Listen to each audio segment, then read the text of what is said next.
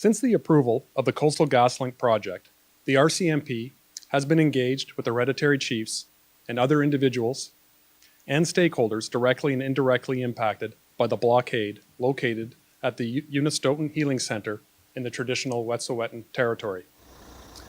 We had hoped, through the RCMP's Division Liaison Team and Indigenous Policing Section, the terms of the injunction order would be met through dialogue, and the need for enforcement would not be required.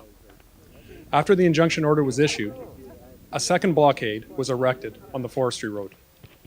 The RCMP directly engaged stakeholders to make every effort to peacefully resolve the issue ahead of any enforcement action. Given the remoteness of the location and the unpredictable nature of what we could have faced, we did develop an operational plan that included moving additional police resources into the area.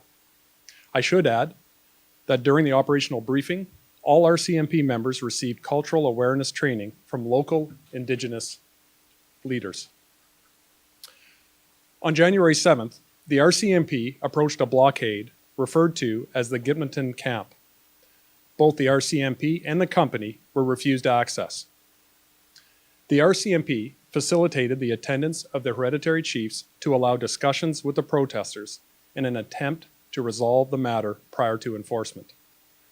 Unfortunately, all efforts did not result in an agreement. Late in the day, enforcement action commenced while sufficient daylight was still available to ensure safety. Initially, the primary role of those officers deployed over the barricade was to make the situation safe so the gate could be safely removed by the company as per the order.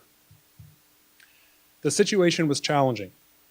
The protesters' reaction to the police ranged from passive resistance to active resistance to actual assaultive behavior. One person secured themselves to the barricade, making climbing over the gate necessary. Two others attached themselves to the underside of a bus that was blocking access to the bridge.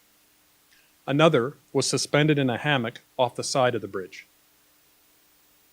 Also present were fires nearby, which caused significant concerns over the safety of the protesters, media, and the police at the scene.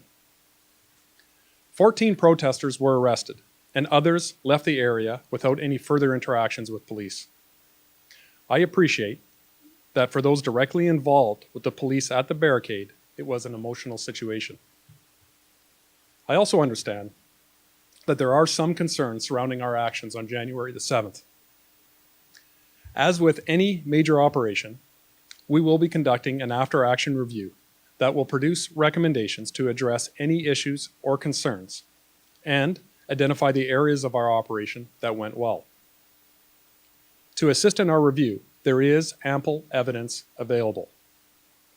This includes the use of body-worn cameras, drone and helicopter video recorded by our forensic ident personnel, and that video which is publicly available already.